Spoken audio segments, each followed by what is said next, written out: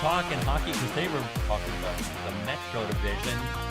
Welcome, everybody, to the PHNX Sky News podcast. Don't forget that like button, subscribe wherever you get your podcast, and leave a 5-star review. I'm Petey, along with Craig S. Morgan, back from his trip down under. And I don't know if I'm going to call him a very special guest. When you work for the ALLCITY umbrella, you're no longer a guest. Right? And you're a correspondent. We're really probably no longer special either once we work for the company. Then? So how does that work? No, he is the Flyers beat writer, Charlie O'Connor, here with us today. From Charlie PHLY. PHLY. Charlie and I have known each other a while. We worked together at The Athletic. Charlie came aboard a short time ago. 10 when he started?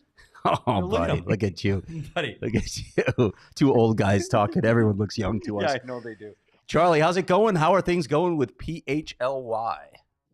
Everything's going good so far. We've been up and running for a few weeks now, getting I feel like a lot of buzz, a lot of listeners, a lot of viewers, and things are going real good over here. And now I'm just kind of getting myself into Flyers coverage in training camp, which started officially last week. Yesterday was the first preseason game. Flyers looked fantastic, losing 6-0. So start of another stellar Philadelphia Flyers season, but otherwise everything's going good. But it's funny now because for all of us, this is kind of our job. So we have to dive into the preseason, but really, HK, it doesn't matter. Like you could lose them all and you're still fine. So I wanted to let everybody know ahead of time. The Coyotes are 2-3. HK, don't worry about it. But I know Craig is just back from Australia. We're going to dive deep into the Australia trip later in the week, probably on Friday. Leah's back tomorrow because she's not used to the time zone thing, so she took another day off. And we're going to get to the Philadelphia Flyers here a little bit later in the show, but we're going to dive deep into the whole Metro Division and see some of the additions, subtractions in this division, and see what teams we think are going to make the playoffs. And we're going to start it right off with the New York Rangers. Let's go off Broadway here. Might as well start with the Rangers, the big name team in this division. We saw we had Artemi Panarin on the thumbnail. So I want to ask a question. I don't think Petey even agrees with me here, but I want to ask you this, Charlie. Are the Rangers as good as the hype, or is this roster flawed? It's tough for me to say because I don't know. Is there a lot of hype around the Rangers? I feel like there's hype because they're a New York team, to be sure. But I don't know. To me, they just strike me as that mid-tier team. The thing that's exciting about them, of course, and I talked about this on our show last week, is that they're one of those rare teams that have a star player at forward, a star player on defense, and a star player in goal. So with the core they have, they should be a playoff team. But you look at the rest of the roster and, it's fine. But I don't see a team that is up there with, the Devils and the Hurricanes in this division, especially. Yeah, and you can see the fine graphics that Sean DePaz put together last minute, by the way, because I got him all this information literally yesterday after we landed in L.A. And now we're not doing predictions, right? Not yet. Okay. Not yet. We're not going to do predictions yet, but I just want people to appreciate the beauty of these cards that Sean put together. So you have obviously have the division finish, their record last year, how they did in the postseason. Of course, got knocked out by said Devils in the first round of the playoffs in a 7-game series. Some of the additions, head coach Peter Laviolette, Blake Wheeler. We talked about last year how the Rangers added all of that age at the deadline. Patrick Kane's gone, Tarasenko's gone now, but they kind of did the same thing again in the offseason. Petey, your thoughts on the Rangers? The biggest thing for me is the New York Rangers. I was high on them a year ago. The biggest thing for me is their subtractions, and I think that's a good thing. I think they would have done better in the playoffs without Kane and Tarasenko. I thought it was a huge mistake signing players that they already had carbon copies of that were younger, faster, and better than a Patrick Kane. So I think that's a good thing. I think Blake Wheeler has something to prove. I think that's great. I'm worried about Jonathan Quick because he doesn't have anything to prove. But I really like what the Rangers have done. I think the change at the head coach is going to help this team, and you'll be surprised where I have this team finishing in the Metro Division. Well, we'll get to that in a minute. I'm with Charlie on this. I like the top. I like when you talk about their top pieces, yes, they have some marquee pieces, but I just don't see the depth on this team to compete with. We'll see about the Devils. Yeah, the Devils have something to prove because they've got to sustain it. But Carolina, I mean, is still the class of this division. I just don't think the Rangers are in that sort of stratosphere. Yeah, well, I think we will talk about where they finish later, but let's keep it in that area of the country to the upstart, young, fast New Jersey Devils. Yeah, Charlie, curious for your thoughts on this. Can they challenge the Canes for Metro supremacy? Again, you look at the beautiful card that Sean created here. Can they challenge the Canes this year? Can they take another step? Is there any concern that maybe they take a step back because there's still a lot of youth and a lot to accomplish on this roster? That's true, but if you think about it, they only finished 1 point behind them last year, so it's not as if taking another step involves them picking up 10 points. They just need to win a few more games here and there. To me, the big question with them is goaltending, but the rest of their roster is so loaded, particularly in terms of young talent. I think the Devils, I don't know if the Devils will ultimately go further in the playoffs, but in the regular season, just with with Jack Hughes, I think very well could take another step and really put himself in on the ticket as a potential MVP this year. I think he has that ability. I think the progression that his game has been taking over the last few years has been fantastic, and I don't think it's necessarily going to stop here. Um, I think they could win this division at least in the regular season. Now, when we get into the playoffs, we'll see, but I think they could win this division to be sure. So you talked about the goaltending, and clearly you're not impressed with the addition of Erik Karlsson, who I just put on the graphic. Honestly, I put him on the graphic for Coyotes fans because he had a cup of coffee here. What do you make of the additions and subtractions, and where do you see the flaws possibly with this roster? Yeah, I'm a Tyler Toffoli fan, so I like that signing. I think for them too, a lot of this is going to come down to how good those young players do, not the young guys that we know about. Not the Jack Hughes, the Nico Hischiers, because they're more or less veterans at this point, even though they're not old. But you're talking about guys like Luke Hughes. I know they're trying to find a place for Alexander Holtz, and it kind of goes back to the Rangers, where I might not be super high on the Rangers, but if guys like Capo Caco and Alexis Lafreniere, if they step up, then the Rangers have an entirely different ceiling. And I think it's the same thing with the Devils, where they have young guys banging down the door that are either going to make this team or maybe have an impact at some point in the year. And if those guys can show that they're not just NHL players, but impact NHL players, then this Devils team gets really exciting. And they're already pretty exciting. Yeah, and I thought this team took a huge step last year, maybe a year earlier than most people expected, but they're offensively, they're dynamite. I mean, they're fun to watch. They sure are. And it's going to be interesting to me to see how Luke Hughes performs on the back end, and can he mature into an everyday NHL defenseman this year? And in the back end, Schmid comes in the playoffs and like, oh my God, this kid's amazing. Well, yeah, let's see how he does coming out of the gates in game one. So goaltending is a huge question mark to me. This team can finish anywhere in the line, in the standings from second to sixth for me. I mean, it's such a big gap. These teams are so tight, and this is such a good division. I think, yes, I think they're a playoff team, but they're going to be extremely fun to watch. But an injury or two, and this team's in trouble. Yeah. All right, let's move on to the New York Islanders here. Let's throw up that card, Sean, if you can.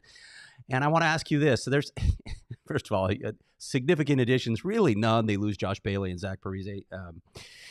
I'm not sure Parise matters at this point either in his career. But I want to ask you a question. What are the Islanders doing? Are they just spinning their wheels here? And as we talked about off the air, they just lost our friend, beat writer Kevin Kurz as well to Philadelphia, who's going to be working with you. What are they doing? What are the Islanders trying to accomplish here? Yeah, I can tell you as someone who has to watch the Islanders a lot because of the team I cover, they infuriate me because they are just, to me, they are just so the old way of hockey in terms of their style, in terms of the way they do business. And I just don't enjoy paying attention to them. I don't enjoy having to watch them for multiple games a year. They are easily my least favorite team to watch in the Metro right now. I guess aside from the Flyers, if you want to count them as being my least favorite team to watch, just because I have to watch them 82 times a year and they're not very good. But no, the Islanders just, they can squeak into the playoffs. Obviously, Sorokin's great. They have pieces, and I'm a Matt Barzell fan, but it very much to me seems like Lou Lamoriello is trying to win the last war with this roster, and you saw it in all the contracts he gave out this summer, where he's signing these 30-year-olds, these 30-plus-year-olds to massive contracts. It's very much a like after us the deluge type of like mentality with him, where hey, I'm not going to be around much longer, so let me squeeze a few more playoff runs out of this team before I retire. And they might be able to do it. Like I think they're good enough to make the playoffs, but I don't think they're good enough to make serious noise in the playoffs. Yeah, for me, it's their goaltending. I mean, with Sorokin and Varlamov on the back end, they are good enough to win hockey games. Both of those goalies, I think it's the best tandem in the Eastern Conference right now is a 1-2 punch. When they're good, they're really good. But to your point, I'm not sure what they are. Like the New Jersey Devils, they're a fast, skilled team. The Islanders are in between. They're a tweener for me. They have some nice players. Like, we talked about Barzal and Andrews Lee and Nelson. Yeah, I like some of the pieces. I just don't know if they're young enough and fast enough. They didn't do enough. And Lou Lamoriello, to me, it's time for him to miss the playoffs. And I think they're just on the outside looking in. Maybe, yeah. Or they're just that first round team, like Charlie was talking about. You get in, but so what? You're out in the first round. That was the point of my question too. What are they trying to accomplish? Do they really feel like they can accomplish anything with what they did in the offseason? I don't feel like they can. Yeah, and unless you're high. Is that your transition here? Yeah, that's my transition. That is your segue. Yeah, I gotta try. When Leah's not here, Charlie, this is how. See, like Leah's really smooth at this. I'm not. But they don't have. I don't even know. Is THC and CBD legal there? I don't know. Charlie would know. Charlie in Philadelphia? Yeah. Well, so it's legal in New Jersey. So Philadelphia is very close to the border. Yeah. Crossover. Okay. Well, it's legal here, and I'm a big fan of Wink because it's a seltzer with THC and CBD with just a wink of THC and CBD. You can get it available in 2.5 milligram or 5 milligram cans. You can find Wink, WYNK, right here in Arizona. Look for Wink at all Sunday Goods dispensaries in the Valley and Botanica dispensary in Tucson. They're now in 12 states nationwide and even recently launched online ordering and home delivery to about a dozen other states. To find the fastest way to get your hands on one, go to DrinkWink, that's DRINKWYNK, drinkwink.com. And I am, Charlie, no kidding, huge Wink guy. And I've made it my social drink. I mix it with a little extra seltzer because I'm 55, and that's my social drink. Yeah, and I don't know if you know this, Petey has some anxiety issues as well. It's phenomenal. And I know, Charlie, just so run across the border and see if it's in New Jersey because it takes the edge off. The other thing that takes the edge off for me is gambling. Okay. And it is. It was football, college football, and my son nailed it last night in baseball. He was sending me all his parlays. He won like $400 on 3 bets. It was phenomenal. So you need to sign up for the BetMGM app. Use the bonus code PHNX. Place your first BetMGM Sportsbook wager through BetMGM Sportsbook mobile app of at least $10, and you will receive $200 instantly in additional winnings, regardless of your wager's outcome. Yes, DP, are you going to say something? Oh, I thought you were going to jump on and talk bets. I had a tough weekend of college football. I'm waiting for hockey to come because I feel like I know more about hockey. I think so. And Sean and I already know how to when the Coyotes are losing and getting outshot, you hit them hard on the win live in-game betting. So that stuff's coming up really soon. Check out the show notes for full details on the BetMGM Sportsbook app. And now listen to Shane talk about the disclaimer. D.C., Illinois, Indiana, Kansas, Louisiana, Maryland, Mississippi, New Jersey, Nevada, Ohio, Pennsylvania, Tennessee, Virginia, West Virginia, Wyoming. Call 877-8-HOPENY or text HOPENY 467-369 New York. Call 1-800-327-5050 Massachusetts. 21 plus to wager. Please gamble responsibly. Call 1-800-NEXT-STEP Arizona. 1-800-BETS-OFF Iowa. 1-800-270-7117 for confidential help Michigan. 1-800-981-0023 Puerto Rico in partnership with Kansas Crossing Casino and Hotel. Visit BetMGM.com for terms and conditions. U.S. promotional offers not available in D.C., New York, or Ontario. And the best way to boost those odds and increase your winnings is to bet on a parlay. And here is the man behind the Mac, Sean DePaz, with today's parlay pick. If you haven't known, this is kind of apropos considering I guessed. The Diamondbacks are in the middle of a wild card race in the National League, with some other teams that are not as important. You told me to get excited about it. Yeah, I know. That was bad advice. Huge series for the D-backs against the Chicago White Sox starting today. So my parlay is D-backs themed. It's the Diamondbacks -1.5. Alec Thomas 2+ bases. His dad is a longtime coach for the Chicago White Sox, and he grew up in Chicago, so a little homecoming. And then Zach Davies +1 walk because Zach Davies just kind of sucks. So +225, a little same game parlay for the Diamondbacks game tonight. There it is. And there we go. Now it's back to the Metro Division. And the team, the cream of the crop last year, the Carolina Hurricanes, they just couldn't get over and make their way through this difficult gauntlet in the playoffs. Can they finally break through, Charlie? Are the Hurricanes for real? Yeah, I mean, they definitely are for real, without a doubt. And they're a team where it's really hard to say this because they lost in the Eastern Conference Final in a sweep, but it was probably the closest sweep I've ever seen in my life. Like every single one of those games either went into overtime or was a 1-goal game. The Canes could have won it. And I seriously do wonder if they win that series, which is so weird to say given that they were swept. It wasn't like they lost to 7, but I really wonder if they win that series if Svechnikov plays. Because to me, the one thing this Hurricanes team lacks, and it's the risk that they're taking in the way they're building a team, is that they don't have that one guy who terrifies teams, who is that superstar level guy. Like even Vegas last year, Eichel maybe wasn't that guy in the regular season. He certainly looked more like that guy in the playoffs. The Canes really don't have that guy, but the closest guy they have to him is Svechnikov. And to not have him, to not have a guy who can sort of manufacture a game-winning goal out of nothing, they had to just grind it out, and they made it through the first 2 rounds doing that. Finally, in the third round, they ran into a hot goalie. They ran into kind of like a team of destiny sort of in Florida. Yep. And it just didn't work out. But I really think that you give them Svechnikov, that series certainly isn't a sweep, and Carolina might win it. And if they win it, then who knows what happens in the final. Yeah, I think their biggest problem is the ability to score goals. I think this team can defend as good as anybody in the Eastern Conference. I clearly think if all things are being equal, they were a better team than the Florida Panthers. I love Carolina. They're so aggressive on the puck. The way they play, to see that matchup between Vegas and Carolina would have been a hockey fan's dream. Yeah, that's hard-nosed big boy hockey. And they lost. Obviously, they lost a bunch of the guys they picked up at the deadline. I think they can do that again. You can replace those players. Curious what you guys think about the Michael Bunting fit. I don't want to talk about Tony DeAngelo. I'd really rather not ever talk about Tony DeAngelo. But Michael Bunting added to this roster. Thoughts on that? Well, I mean, I like him as a player. Obviously, he had some issues this past year with penalties in Toronto. There was that whole thing, but I don't hate the idea of them adding a little bit more sandpaper to that lineup, and he certainly does. That said, I mean, this is a forecheck team, and that's the real thing that stands out about the Canes is that maybe they have a reputation in some circles as being like the analytics team, and they're all about skill. Like, yeah, they have skill and they have depth, but they grind you into submission. They just attack and attack and attack. They play dump and chase all game, and they just wear you down. And I think a guy like Bunting, in theory, stylistically could fit perfectly there because not only is he a really good forechecker, he's also the kind of guy that gets under your skin. And if you're already, going into the corner, 3 times in a shift to try to win a puck battle, it's maybe not the worst thing to have a guy who just might be able to sneak an extra elbow in there just to tick off the other team a little bit more.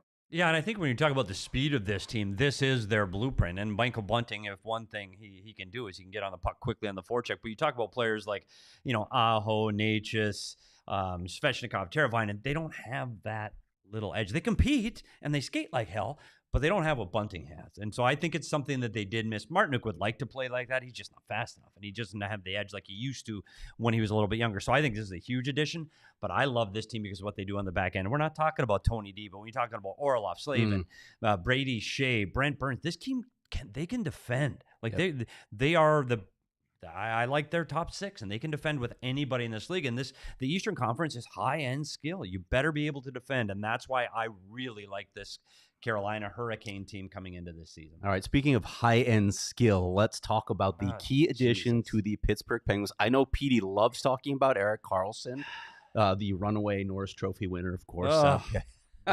So, can Erik Karlsson, with the talent that the Penguins still have left from those Cup teams, can he spark one more Penguins run? Charlie, your thoughts? No. I'll say that right off the bat. No, I don't think he can. What I think he does do, and I think this is honestly what they're going for more than anything, I think he makes them relevant again. I think had they not made that trade, had they not, switched Hextall out for Dubas, this is a team that was going to fall into a rhythm of just not making the playoffs every year and not being relevant. And I think what the Erik Karlsson trade does is it makes them relevant again. And it makes them a team that they're going to be battling for a playoff spot. Maybe they sneak in, maybe they don't, but they're going to be in the mix.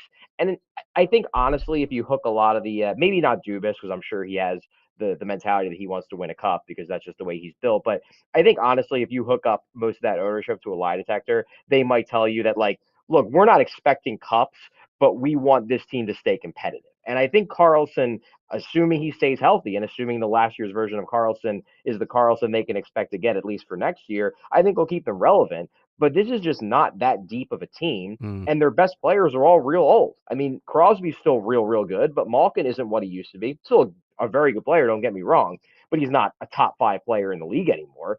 And these guys, as they get older, they're only going to get worse. So to me, that was a trade meant to keep this team relevant rather than a trade to be like, man, they could now go on a cup run.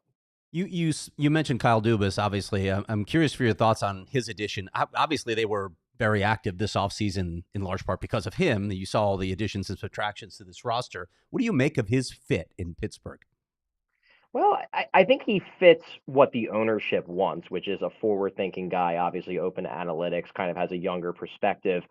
I think the thing with Hextall, and I say this as someone who covered Ron Hextall for a while, Ron Hextall, he has his strengths as a GM, but he's a very, very stubborn general manager.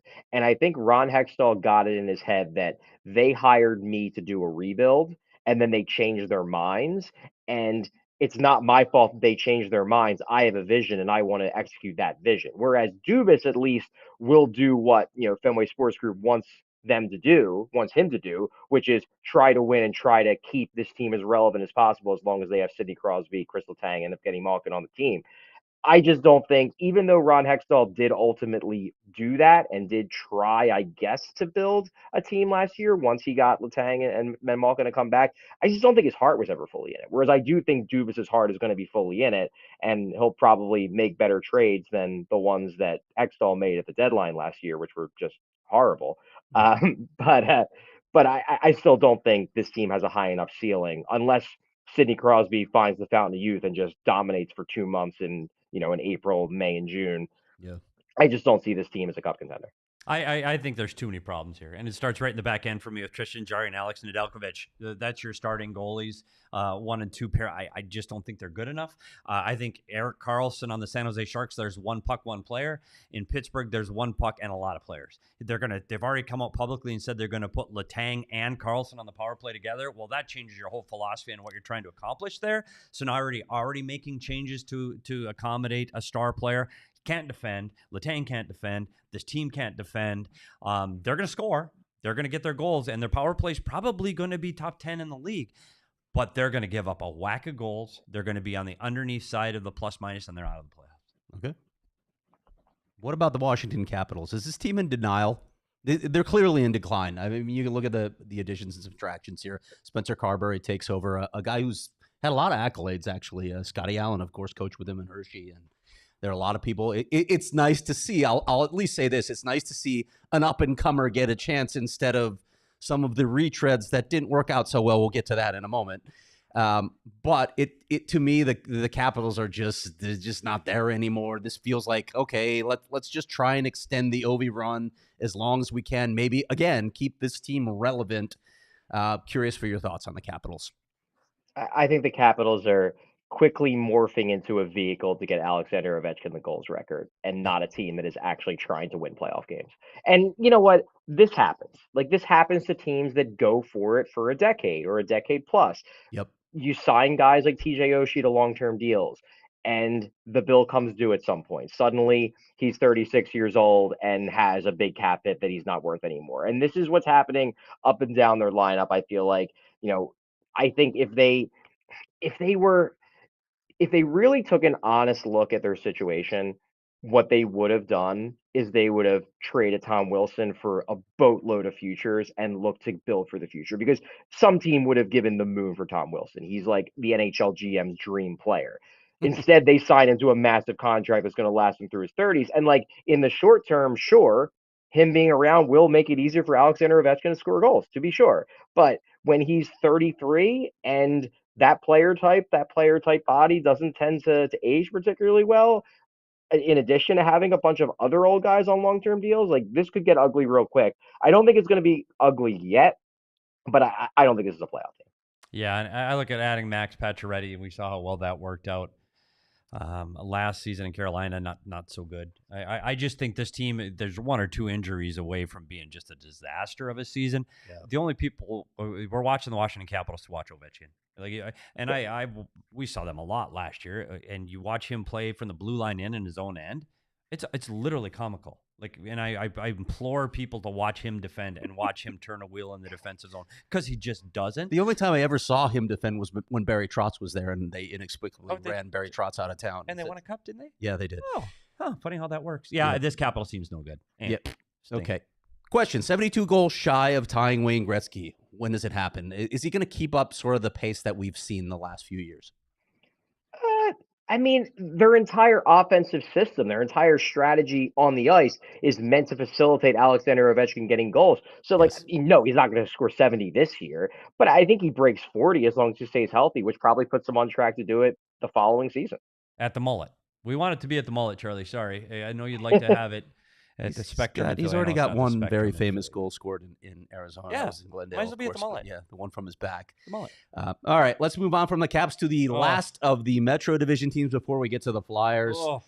And I mentioned retread coaches versus up-and-comers. Well, things worked out very well for the Columbus Blue Jackets and Jarmo Kekalainen in the offseason, bringing Mike Babcock aboard. Oh, wait, subtractions. He's gone already. How does Columbus dig out of this mess? Maybe they've already started by jettisoning Mike Babcock. I am fascinated to see how this team opens the season because, you could see it kind of go one of two ways. Either it could just be complete organizational chaos and the whole thing is just a disaster, or, maybe they rally around Vincent and the players maybe are thrilled that Babcock isn't there and suddenly they overachieve. Like, they did have a lot of injuries last year. A lot of guys got hurt. They do have good young players coming in. Obviously, they drafted Fantilli. I really like Kent Johnson's skill. So they have some guys. It's not that they're lacking for talent, but I just, I don't know. This after the dumpster fire that was the last few weeks in Columbus, you have to wonder if that infects the entire organization. Yeah. What do you make of the Babcock situation? I mean, I obviously wasn't covering it up close, so I don't want to speak to the details of, which players took it well, which players didn't. But to me, I think the big thing is just that the reaction, obviously, Paul Bissonnette, Spit and Chicklets, and then it grows from there. It just shows how little cachet Babcock had with the players in the NHL, that no one in the league really trusted this guy. And, whether this was a really big deal, whether this was a smaller thing that was blown out of proportion a little bit, I can't speak to it. I wasn't covering it. I haven't talked to any of the players involved. But Babcock was on such thin ice because of his previous actions with NHL players, with the entire NHLPA, the entire players, the group in the league, that to me, something like this was inevitable. I just didn't expect it to happen before even a single training camp practice. I just want to say one thing on the Spit and Chicklets report. First of all, the people that were attacking them, and listen, I get these guys are not trained reporters. We do actually go to school for this, and there are things that we learn on the job as well. So it's not like someone can just step in, hold a camera, a mic or a camera or a recorder in someone's face and suddenly transform into a reporter who knows what the hell they're doing. But what I'll say about Spit and Chicklets is this. They are a players' podcast. They have a direct line to the players, and they have the players' trust. So anybody questioning that information, you better take that into account. Players will tell them exactly what is happening behind the scenes. And that was sort of the information that I was processing immediately when it came out. I was like, oh boy, there's more here. I know the league, you saw Bill Daly's comments right after saying it looks like this was not that big a deal.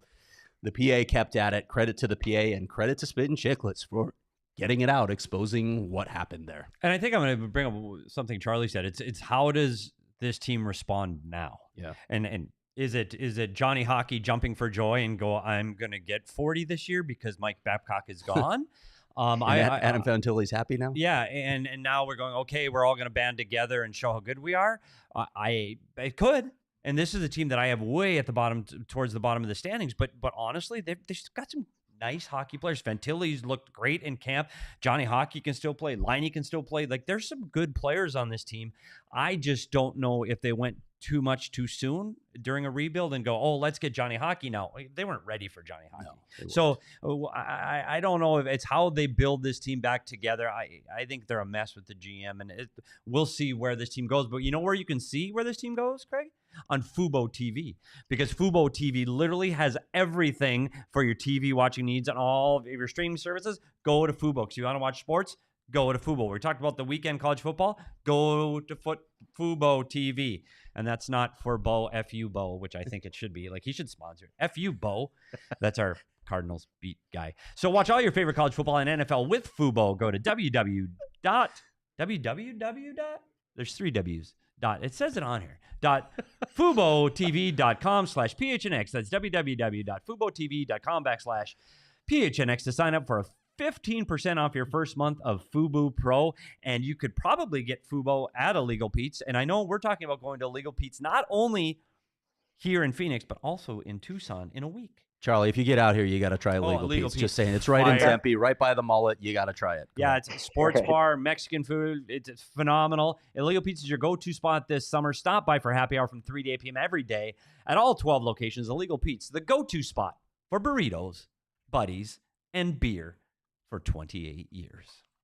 All right. Ready, Craig, to move on? Is it time now? Is it time for us to talk about really the cream of the crop? Your wheelhouse here? Here it is. Cream of the crop. With Danny Briere, the Danny Briere led. Yeah. As long as, Sean DePaz is very happy. Sean DePaz is a big Buffalo Sabres fan. Obviously, Danny Briere did his best work in Buffalo. For some reason, the Coyotes decided to trade him right before the rules started favoring smaller players because that's how. I was going to say you guys got a good Briere connection here. Yeah. We have a great we have some connections to the Flyers. Period, like Brian Boucher. So anyway, but let's start with Danny Briere since he's there. What has been your read on the early going with Danny Briere? What's it going to be like to deal with? What do you think is going to define his tenure? Well, I think, the big thing I think that is going to define his tenure, because it's going to define this entire era of Flyers hockey, is that this is probably the first time in their history that they are rebuilding, that they are truly rebuilding. They've had some down years, they've had bad years here and there, but this is the first time where they've not only planned to start over, but have flat out announced it and have straight up said to the fans, we're rebuilding, we're using the word.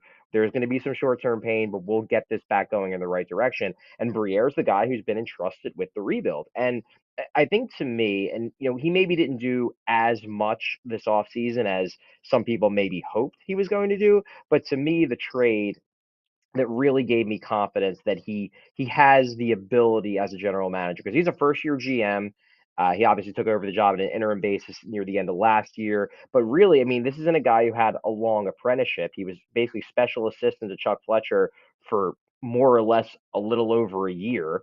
He's not a guy who has been toiling away as an AGM for a decade or a half decade or whatever. So there was some question as to, will he be able to do the job? And I really like the Ivan Provorov trade. Number one, because it was a trade that Chuck Fletcher had been talking about, not specifically with the Kings and the Blue Jackets, but he'd been talking about Ivan Provorov for over a year. Ivan Provorov had made it clear he wasn't happy in Philly anymore.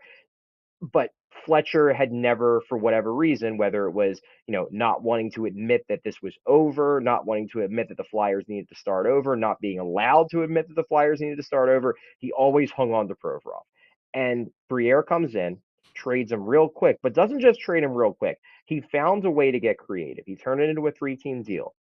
Took on Sean Walker, took on Cal Peterson, and he did that so he could maximize the return. He got a first-round pick back for Provorov, which was what he wanted in that deal. And I'm not sure if Chuck Fletcher would have been able to do that, because I don't know if Chuck Fletcher would have been able to execute a 3-team deal just to get the return he wanted. Because, look, Provorov hasn't been the best version of Provorov really since 2019-2020. It's been a while. He was a depreciating asset. And I give Danny Briere a lot of credit, number one, for having the guts to trade him. Number two, for getting good return. But number three, being creative enough to get the kind of return that he needed to justify the deal, even though Provorov hasn't been good for the last few years. Fun fact about Ivan Provorov, that's who Don Maloney wanted to draft that year, in 2015, when they drafted Dylan Strome. Who? We don't talk Tippett about didn't want to draft. We don't talk about Dylan Strome either. Here okay, anymore. but we digress. Go ahead. We already spent time talking about Babcock. Let's talk about the coach of the Columbus Blue Jackets, John Tortorella, of Philadelphia. Sometimes John Tortorella gets thrown in that basket, and he's just, that's not who he is. Like he's to me, he's a coach that coached here to start his career. John Tortorella is just an honest, black and white coach, and I'm going to be honest to your face. If you don't like it, you don't like it. And I think that's much, much different than what we're hearing from Babcock. How does the Tortorella era going to proceed in Philadelphia? Well, it's funny because John Tortorella and Danny Briere actually, when we talked to him at the start of camp, he made this point that when they hired John Tortorella, he was obviously in the front office. He had a misconception about John Tortorella in that he thought that John Tortorella would be one of those classic coaches who'd play all the vets, who was all about winning, every single game and not looking far into the future. And John Tortorella last year, not only was he open to the idea of a rebuild, he was honestly the strongest voice in that organization saying, we can't keep putting band-aids on this problem. We need to start over and we need to play the kids as much as possible. So Tortorella, for what it's worth, I think is fully invested in the idea of a rebuild. Now, the question of whether he's the right guy to coach the rebuild, that's fair because look, I'm with you in that I do not think Tortorella is a Babcock. I think the big difference between the two of those guys is that and again, I've never had direct interactions with Mike Babcock, so I'm just going by the stories. The perception that way too many players get from Mike Babcock is that he just doesn't care about them. He doesn't care about them as people, that they are disposable objects meant to further the glory of Mike Babcock. John Tortorella, on the other hand, look, some guys don't like him. Some guys he rubs the wrong way and they just don't click. But John Tortorella, I legitimately believe does care about his players. And I think most of his players, even if you put them under a lie detector, like even if you put Kevin Hayes under a lie detector and they did not click, I think that he would admit that John Tortorella isn't coming at this from a bad place. They may not agree on anything, but he's not coming at it from a bad place. So I think that that's the key difference between Torts and Babcock. However, and this is a big thing, the Flyers, if they're going to pull off this rebuild, they're going to have to do it with young players. They're going to have to do it with the next generation of young hockey players. And it's still a question whether John Tortorella can successfully develop, a Cutter Gauthier, a Matvei Michkov. We'll see. And it's possible. It's just, he's obviously from a different generation, and it's easier for him to connect with a Cam Atkinson or a Sean Couturier than it is for him to connect with a hyper skilled 18, 19-year-old.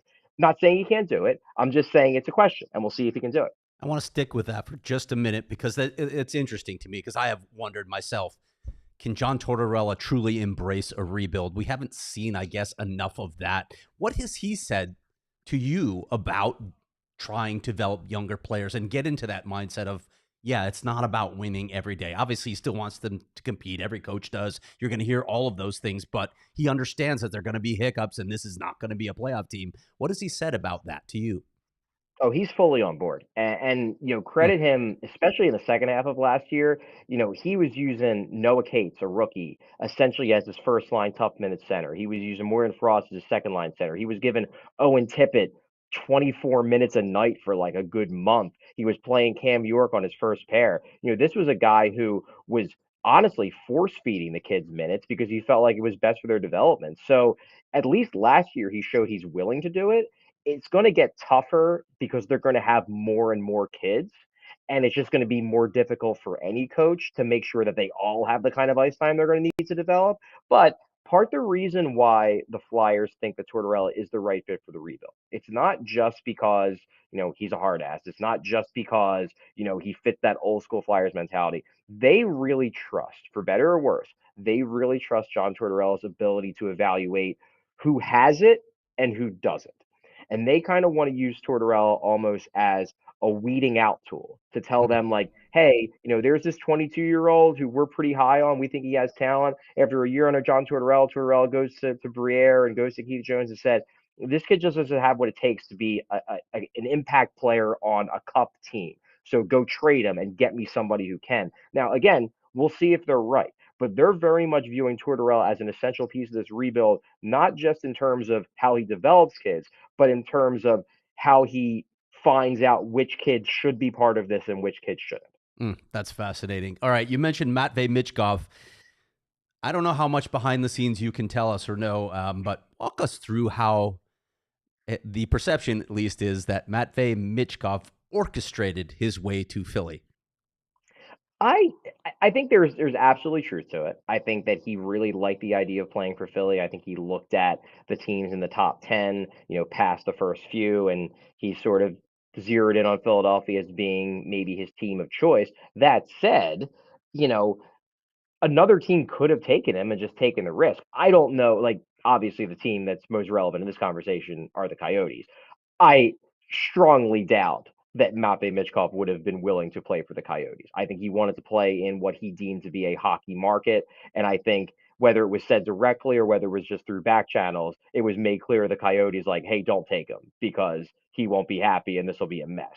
But the Flyers, I think, just kind of checked his boxes. He wanted to be in what he considered to be a traditional hockey market, and I think he just connected with people in the Flyers organization. They have a Russian scout, Ken Hudakov, who I believe has built something of a relationship with Michkov. He's been over in Russia, so he was able to actually see him in person, which a lot of teams couldn't. This is an advantage the Flyers have, being a big market team with Comcast being behind them in terms of big money. So they have the ability to kind of go all over Europe and find these guys and build relationships. So I think it was a lot of things, but I definitely think Michkov, I think there were teams that could have taken Michkov. Like, for example, my understanding of the Flyers is that they were worried about Montreal because they thought that, number one, Montreal could make sense for him, and they thought that he would have went to Montreal.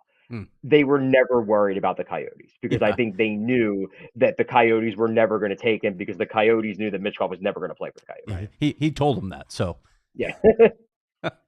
So there it is. All right. Let's I want to get a local bent to this with so many of the key pieces, at least of the big names that we're familiar with from the Flyers' recent past. Claude Giroux, Voracek, who is one of those Coyotes legends now. He'll be in the Coyotes Legends Quarter. Shane Gostisbehere, you mentioned Provorov earlier. We want to ask you about a guy with local ties who often gets overlooked there. Tell us what Sean Couturier has meant to the Flyers and might still mean to the Flyers moving forward. Yeah, I mean, this is a big year for him. He's missed the last year and a half. He basically hurt his back in the 2021-2022 season. He's been out since December of 2021, had back surgery in early 2022, showed up to camp last year, and basically they found out he pretty much needed another back surgery. Worked on rehab, actually was cleared to come back near the end of last season, but there was an organizational decision that, like, we don't want you coming back and not being up to speed. Everybody's 65 games into a regular season and then you get hurt again. So let's just wait until next year. He wanted to play. I think he was kind of, going stir crazy, not being able to play. But last night was his first game back, in a game. It was preseason, but it's still a game. He looks rusty, but we're talking about a really good player here. And the big question for the Flyers, he's got 7 years left on a massive cap hit of nearly $8 million. He's got a no movement clause. Even if he didn't have the no movement clause, he'd be functionally untradeable because no one's taking on a guy with that many years and that high of a cap hit coming off 2 back surgeries unless he proves he's 100% healthy. So it's a big thing for the Flyers this year with him because, number one, you get Sean Couturier back and he's close to what he was pre-injury or exactly what he was pre-injury. You've got a 1C right there. And suddenly maybe the rebuild doesn't take as long. If he comes back and he's 60% of what he was, then suddenly you've got a cap albatross on your books for the next decade. So it's huge for the Flyers. For it honestly would be better off. The Flyers would be better off if Sean Couturier re-injures his back and never plays again, as opposed to Sean Couturier coming back at 60% and being a drag on their cap through 2030. Well, the Coyotes need another forward on their ring of honor to play with Hossa and to fill out the lineup. So maybe Sean Couturier can fill that spot. One Plug more player. One last player we want to talk about is the goaltender Carter Hart, who started his career simply on fire for Philadelphia. He struggled for a couple of years. What do you make of Carter Hart, and what does he need to do this season? Well, I think Carter Hart honestly last year was very good for a team that was not very good defensively, especially in the first half of the year. For a team that struggled pretty much all year, maybe Hart's, save percentage up close doesn't look great. You look at advanced metrics, he saved a bunch more goals than expected by the public data. My understanding is he also did that via private data too. It was just that he faced a lot of chances. This was a team that was in flux. They were learning Tortorella's system. They were learning how to deal with John Tortorella, period. And Carter Hart got shelled some nights because the team just didn't have it, and he was just kind of left there hung out to dry. So I think Carter Hart is, don't be fooled by the last couple of years of his save percentage. I think he is a legitimate number one goalie in the NHL. Now, is he a star goalie? No, he's not. He's young enough that he could be. I don't think it's out of the realm of possibility. But I think at the very least, he's a solid starting NHL goalie with the upside for more. Now, the thing with Hart that, you have to, worry about if you're a Flyer, obviously if you're a Flyers fan, is that, he was on that Team Canada World Juniors team. So there's a lot of concern as to whether he was involved, and we just don't know.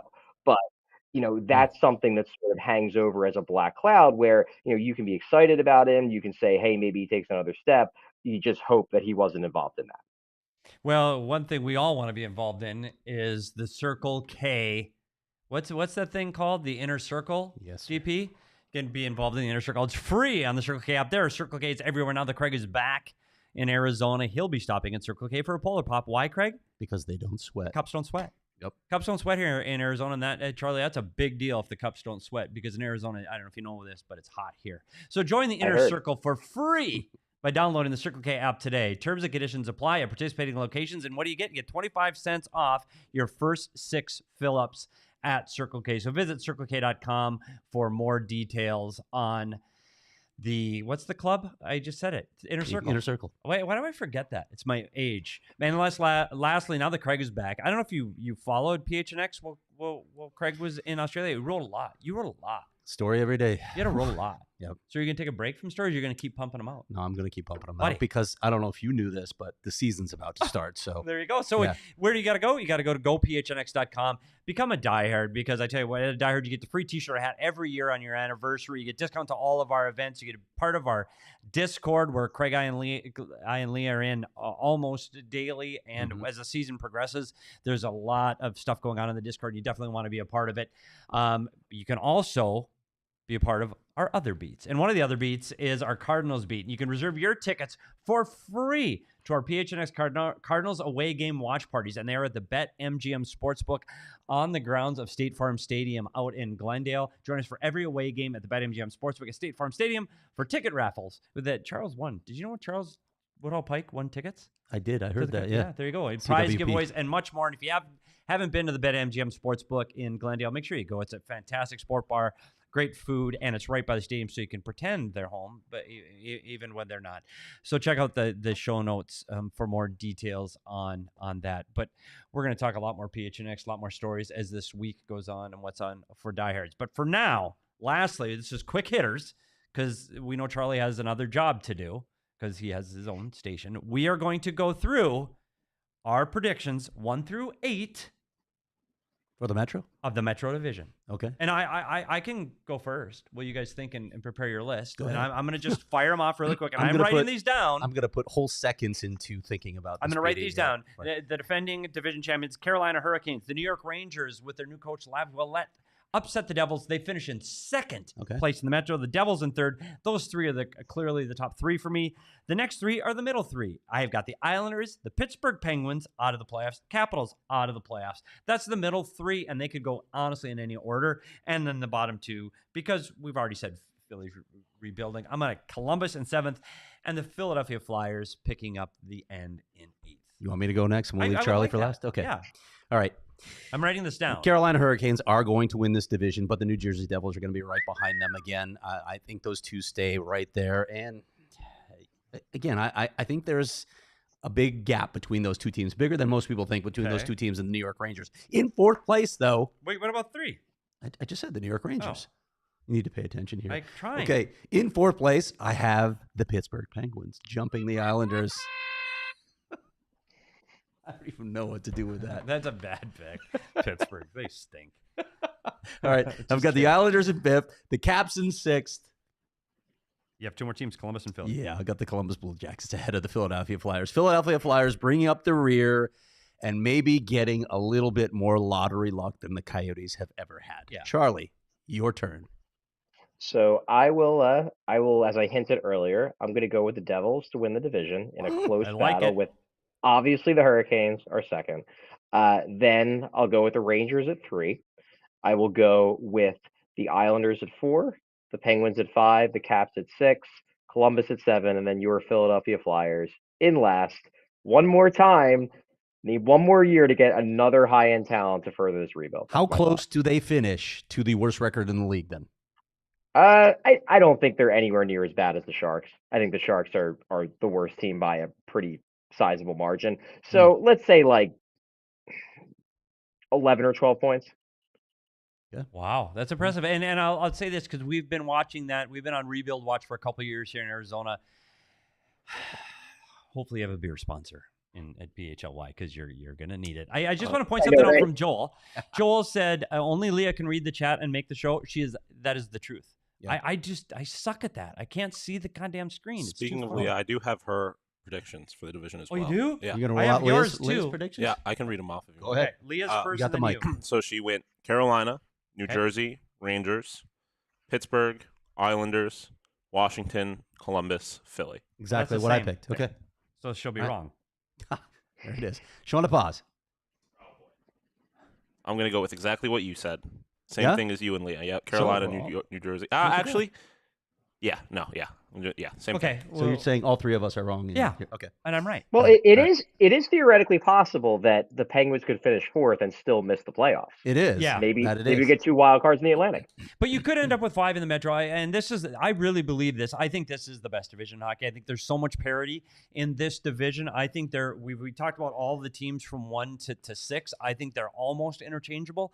I think that if Pittsburgh has a hell of a run and Karlsson lights it up again and Jari's good, Could Pittsburgh be in the top 3? Absolutely, I think they could. So I think this division is really strong, and it's going to be interesting to see who beats who. And you got to play everybody in this division so many times. You can beat each other up, and some surprise team could come out. So it's something we're going to watch. Speaking of watching things, make sure you keep your eye on Charlie O'Connor and PHLY. It's PHLY_Flyers for their show and for their Twitter account, and Charlie is at Charlie O_Conn. That's CONN. And follow Charlie, because if you want to keep up on the Flyers and everything that Danny Briere is doing, make sure you follow him. Follow Craig at Craig S. Morgan, me at S. Peters Hockey, at Sean_DePaz. Follow the show at PHNX_Coyotes. Thanks, everybody, for tuning in. Make sure you hit that like button, subscribe to our YouTube channel so you don't miss any of our content. And thank goodness Leah is back tomorrow. But we'll see everybody on Wednesday. Charlie, thanks so much for joining us. Good luck at PHLY. We'll be watching your content. Craig, anything? No, I just want to say thanks, just like that. And we'll probably invite you back again, Charlie, and hopefully we won't make you stay the whole hour next time. Okay, sounds good. And we'll definitely look to have you guys on as well. All right, buddy. Thanks, Charlie. We'll see everybody tomorrow with Leah's return.